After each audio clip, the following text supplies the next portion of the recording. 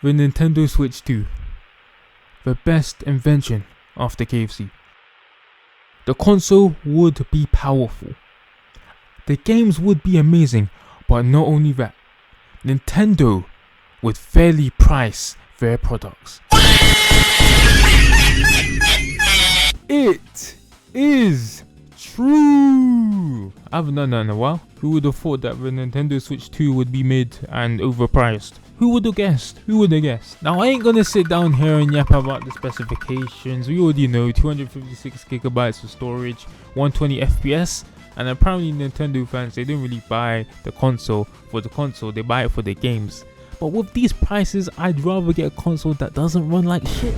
Like, I understand why people do that, buying a console to play specific games. But with these prices, you also have to consider the specifications, bro. You don't wanna get a console that's expensive and doesn't run well. Anyway, the main thing I want to talk about is the game catalog and whether or not you should get the Nintendo Switch with the amount of games that's on there right now. But let's talk about the elephant in the room. Welcome Tour being £8. So I spend all my money to upgrade my console, and then after that I spend even more money on a game that teaches me how to use it. Nice one, Nintendo. But you know what? At least with my old games, I can play them at higher frame rate, higher quality on my brand new console, free of charge. Ooh, it turns out I have to spend even more money to get the upgraded version so that I can play at a higher frame rate and a higher quality. That makes no sense. So I'm buying a console for better graphics, right?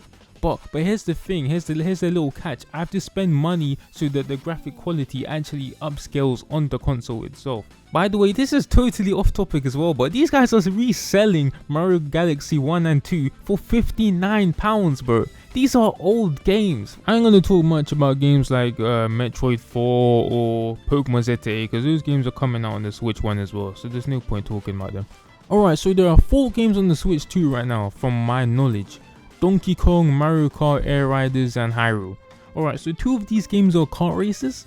Now, there's nothing wrong with this, but when you're looking at what to play, when you're looking at your options and 2 of the games that you have, 2 out of 4 games that you have are similar, people might shy away from buying the console, if you know what I'm trying to say. Kirby Air Riders does look really good compared to Mario Kart World though. And then there's the Donkey Kong Bonanza game, you know, the Game of the Year nominee, the only game on the Switch 2 that I really want to play, really want to try. I really do enjoy platformers, you know, stuff like that. I'm not sure about that DLC though. And then there's Hyrule Age of Imprisonment. You know, that game looks good as well. No one's really talking about that game for some reason, but it does really look good. Oh, there's this game called Drag X Drive as well, so I guess there's, you know, 5 games on the Switch, but who cares about that? And then this is where things get grim. Now remember, this is all just my personal opinion. So the games that are gonna come out in the future, let's talk about that. Mario Tennis Fever. I mean, I think the last thing Nintendo fans need, or Mario fans need, is another spin-off. But it's different from kart racing, that's pretty cool. It's something everyone can play repeatedly. And there's also an adventure mode where Mario and his friends turn into little kids or something, and then they have to turn back into adults. Me personally, that's a weak plot. I think they should have done better than that. But hey, oh, it's a kid's game, I guess. I mean, so is everything else, but still.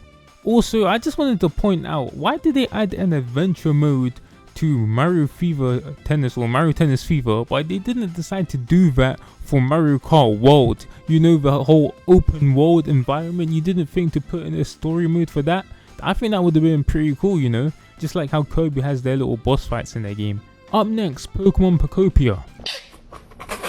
Trash, don't care, not getting it, not interested, and moving on. Tomodachi Life 2. Now you see this right here, this is the reason why I might just scoff up the money that I have and just give it all to Nintendo. Tomodachi Life on the DS was really good, you know, I still play here and there to this day as well. I'm interested to see what you can do in this new game. From what I've seen as well, me personally, I'm not really a fan of the way they designed the new island, you know. It's kind of just like some sort of rectangle sandbox and they just walk around it. It doesn't really look like an island, it kind of looks like a prison. Also, yeah, I don't expect them to create some sort of crazy world for Tomodachi Life, but I don't know. It just kind of looks like a box, if you know what I'm trying to say. So will I be getting the Nintendo Switch 2? No, not right now anyway. If they do like a Tomodachi Life 2 bundle with the Switch, I'm sorry bro, I might just have to throw away my money and buy it. But right now the games are pretty cool, you know. They do have good games, but I think if there was more variety, you know, and less spin-off games on the Switch 2, then I'd be more tempted to buy it, if you know what I'm trying to say. So if there were less spin-offs, then I would say I'd want to buy it as well. Also, selling demos for like £8, it's not a good look. But let me know what you think in the comments down below. Do you want to get the Switch 2? Do you think that the Nintendo Switch 2 editions are worth the upgrade? Do you think that the games that are on the Switch 2 right now and coming on the Switch 2 in the future good enough for you to get the upgrade, or are you just gonna sit back and wait for prices to drop and more games to come out? Also, please subscribe, please, I'm on my knees here. Please subscribe and also join the Discord. Have a good one.